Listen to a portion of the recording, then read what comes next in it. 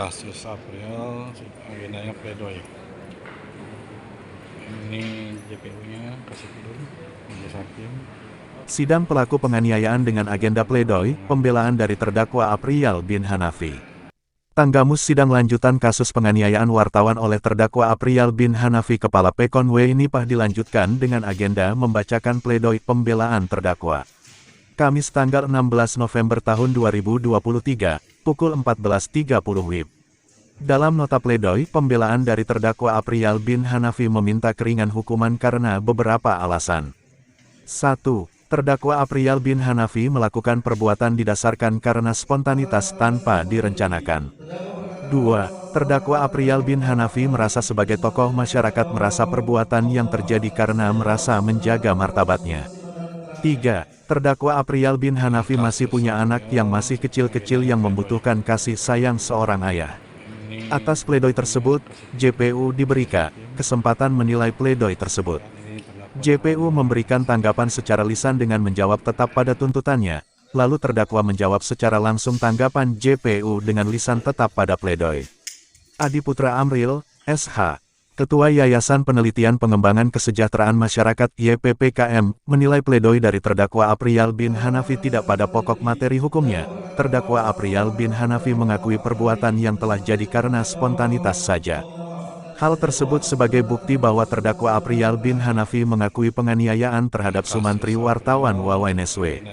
Terdakwa Apriyal bin Hanafi sebagai pejabat publik atau kepala Pekon di Pekon Nipah sebagai tauladan, peristiwa yang terjadi sebagai bukti bahwa selama ini pemangku jabatan berlaku arogan terhadap rekan-rekan pers jurnalis. Assalamualaikum warahmatullahi wabarakatuh, selamat sore. Hari ini tanggal 16 November 2003 kita di Pengadilan Negeri Kota Agung, Tanggamus. Kita tadi sudah mendengarkan persidangan kasus Apriyal, penganiayaan Apriyal terhadap kawan kita Sumantri. Tadi sudah ada pledoinya, kemarin kita juga sudah dengan tuntutan jaksa. Kami menilai dari pledoi yang dibacakan oleh Apriyal sekaligus replik duplik sekalian, itu bahwa pledoinya itu mengatakan dia sebagai tokoh masyarakat dan hal itu dilakukan secara spontanitas. Bagi saya itu sangat pledoi itu tidak masuk akal. Kenapa tidak masuk akal?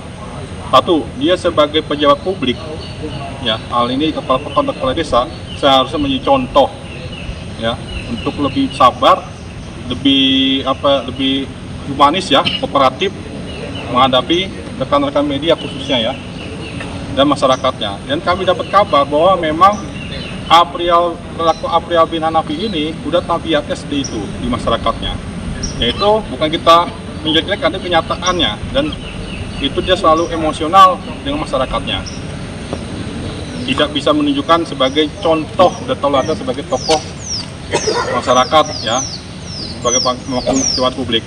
Dan kami menilai dan berharap, ya, sebenarnya itu kepada majelis hakim untuk memutuskan bahwa bisa vonisnya melewati dari tuntutan JPU. Seharusnya sudah masuk pasal 351, pembuktian jelas. Kan itu seperti rilis saya sebelumnya di media massa mengatakan bahwa unsur-unsur yang masuk ke 351 sebenarnya. Walaupun hanya sedikit luka-luka itu ada penganiayaan, walaupun itu salah bersentuhan kulit, ya. Karena berdasarkan visum yang ada di RSUD Batimangunang itu membuktikan bahwa terjadi luka-luka di sekitar leher dan kakinya bengkak akibat perbuatan Apriyal. Walaupun di pembuktian mengatakan itu terpleset, tapi tentu saja tidak. Mungkin harus dorongan hingga terjatuhlah saudara mati akibat bengkak, hampir 4 minggu lebih dia tidak bisa jalan. Itu nyatanya. Memang tidak dimasukkan dalam visum. Kami berharap sekali lagi kepada Pengadilan Negeri Kota Agung, mohon dengan sangat demi keadilan dan demi bukti-bukti yang ada berdasarkan video juga sebagai barang bukti untuk menjatuhkan hukumannya lebih dari 4 bulan dan tidak percobaan, ya, tidak masuk percobaan. Dan itu kita juga minta rekan kita Sumantri sebagai korban untuk menyampaikan permohonannya. Dan video ini kita akan sebarkan ke pengadilan. Dari Pak Sumantri sendiri, dari tuntutan jaksa sampai pembacaan pledoi ini seperti apa, Pak Sumantri? Seperti itu. Tanggapan dong. Jadi begini, pada rekan-rekan semua. Jadi harapan saya dalam perkara ini. Kalau menurut pribadi saya sendiri, saya ingin dia dihukum seberat-berat. Tapi saya minta ini dihukum sesuai dengan undang-undang yang berlaku. Kemudian saya berharap agar pelaku ini ditahan secara fisik, intinya di penjara lah, jangan hanya tahanan kota ataupun apa itu percobaan dan sebagainya. Itu harapan saya supaya dia ditahan secara fisik, tidak hanya cukup dengan tahanan kota. Ya, gimana? Mas Agus? Yang lain? Oke, ya intinya Bang Sumantri sebagai rekan media mengatakan, sebenarnya menyampaikan sebagai korban ya, ingin benar-benar ditegakkan keadilan ya. Kalau dia bicara hal yang lainnya, menurut saya itu hakim seharusnya tidak menjadi pertimbangan yang sangat penting ya. Kalau kita pledoinya tadi dengan sesama itu, dengan mengeluarkan air matanya memohon ke hakim, itu hanya sebuah trik ya, triknya untuk biar dapat tiba dari hakim. Dan sekali lagi saya minta yang terhormat Pengadilan Negeri Kota Agung untuk memutus seadil-adilnya dengan hukuman penjara bukan percobaan dan di atas 4 bulan.